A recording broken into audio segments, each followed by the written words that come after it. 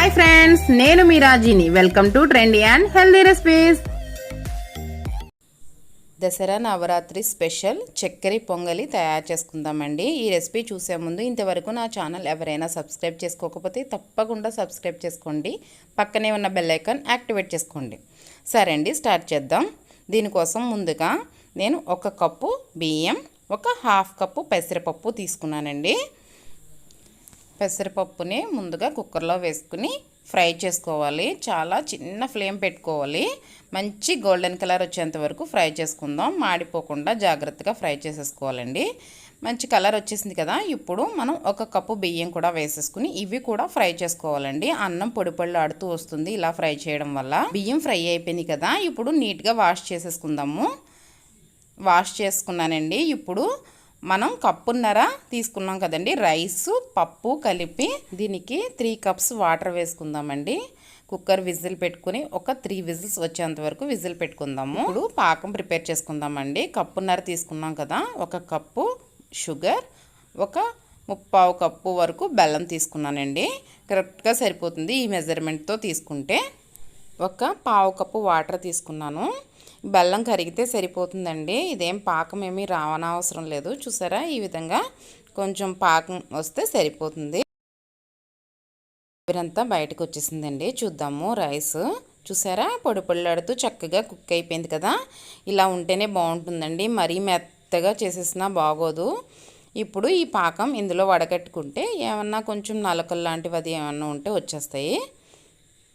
చూసారా, దీన్ని ఒక 5 మినిట్స్ ఇలా కుక్ చేసుకుందాము. రైస్ ఈ పాకంలో కుక్ అయితే మంచి టేస్ట్ వస్తుంది, బాగుంటుంది.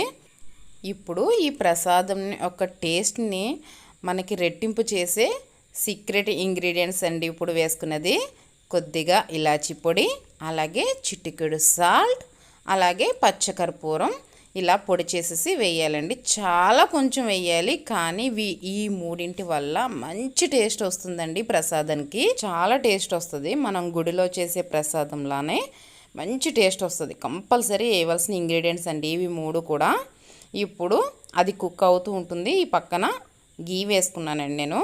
కొంచెం ఎక్కువగా వేసుకుంటేనే బాగుంటుంది చక్కెర పొంగలికి. పచ్చి కొబ్బరి చాలా చిన్నగా కట్ చేశానండి.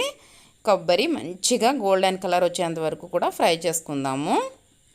బాగా ఫ్రై అయిపోయినాయి కదా. ఇప్పుడు డ్రై ఫ్రూట్స్ మన ఇష్టం, బాదం, జీడిపప్పు, కిస్మిస్ వేసుకుంటున్నాను.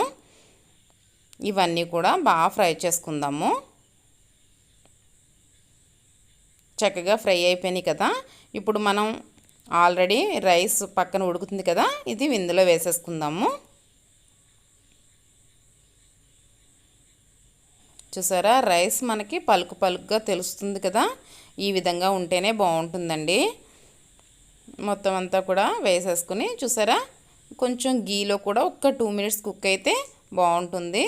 రెడీ అయిపోయిందండి గుళ్ళో ప్రసాదం లాంటి చక్కెర పొంగలి. ఇంట్లో చాలా ఈజీగా, చాలా పర్ఫెక్ట్గా ఏ విధంగా తయారు చేయాలో చూపించాను కదండి. ఈ దసరా నవరాత్రిలో తప్పకుండా మీరు కూడా ఈ రెసిపీని ట్రై చేయండి. ఏ విధంగా వచ్చిందో కామెంట్ సెక్షన్లో తెలియచేయండి. ఈ వీడియో కనుక మీకు నచ్చినట్లయితే ఒక లైక్ చేయండి, మీ ఫ్రెండ్స్కి షేర్ చేయండి. మరిన్ని సింపుల్ అండ్ టేస్టీ రెసిపీస్ కోసం మన ఛానల్ని సబ్స్క్రైబ్ చేసుకోండి. Bye friends.